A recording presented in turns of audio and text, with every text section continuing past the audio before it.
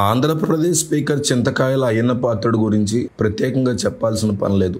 తెలుగు రాజకీయాల గురించి అవగాహన ఉన్నవారికి అయ్యన్న శైలి ఏంటో ఇట్టే తెలిసిపోతుంది. ముక్కుసూటిగా మాట్లాడే మనిషి ఆయన. అధికారంలో ఉన్నా విపక్షంలో ఉన్నా ముక్కుసూటితనం ఉన్న విషయాన్ని కొండ బద్దలు కొట్టినట్టు మాట్లాడడం ఆయన స్టైల్. అయితే తాజాగా చింతకాయల అయ్యన్న పాత్రుడు సంచలన వ్యాఖ్యలు చేశారు.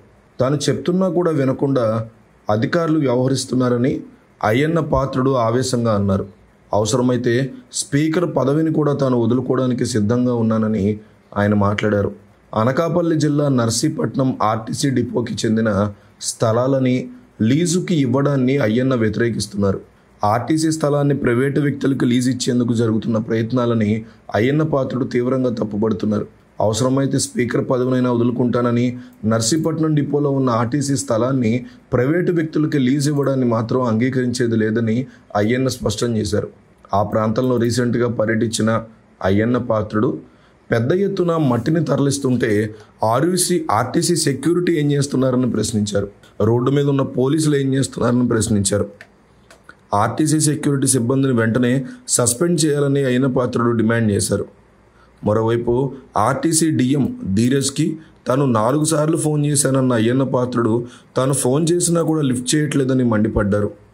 రైతులు ప్రజల అవసరాల కోసం భూమి ఇచ్చారన్న అయ్యన్న పాత్రుడు వ్యాపార అవసరాల కోసం ఆర్టీసీ స్థలాన్ని ప్రైవేటు వ్యక్తులకి మల్టీ కాంప్లెక్స్ నిర్మాణానికి లీజుకి ఎలా ఇస్తారని ప్రశ్నించారు.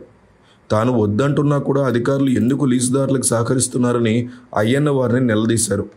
ఈ విషయం మీద తాను నేరుగా ముఖ్యమంత్రి చంద్రబాబు నాయుడుతోనే మాట్లాడతానని, అవసరమైతే ఆంధ్రప్రదేశ్ అసెంబ్లీలో దీనికి సంబంధించినటువంటి చర్చ కూడా వచ్చేలాగా తాను చూస్తానని అయ్యన్న పాత్రుడు సీరియస్గా మాట్లాడారు.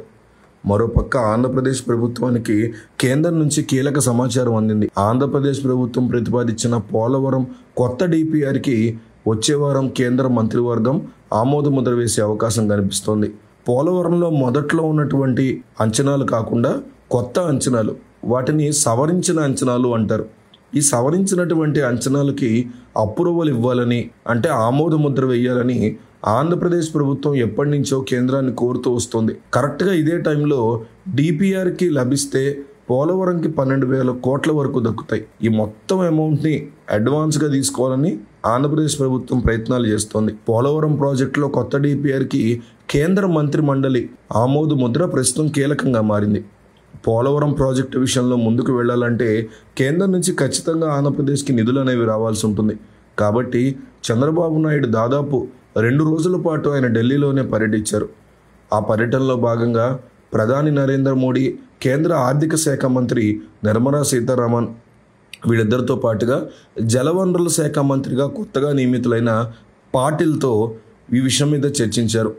ప్రస్తుతం ఏదైతే డిపిఆర్ ఉందో దాన్ని ఆమోదించడంతో పాటు పోలవరంలో 45.72 మీటర్ల స్థాయికి నీళ్లు నిలబెట్టేలా అవసరమైన ప్రతి పనులకి నిధులు ఇచ్చేలాగా మరో డిపిఆర్ని ఇవ్వడానికి అడుగులు వేయాల్సి ఉంటుంది.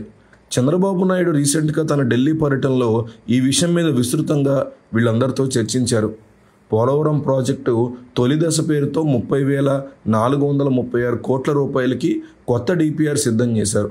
పోలవరం ప్రాజెక్ట్ అథారిటీ, కేంద్ర జల సంఘం, సాంకేతిక సలహా మండలి, రివైజ్డ్ కాస్ట్ కమిటీ, పెట్టుబడుల అనుమతి మండలి ఆమోదాలు పొంది ఉంది.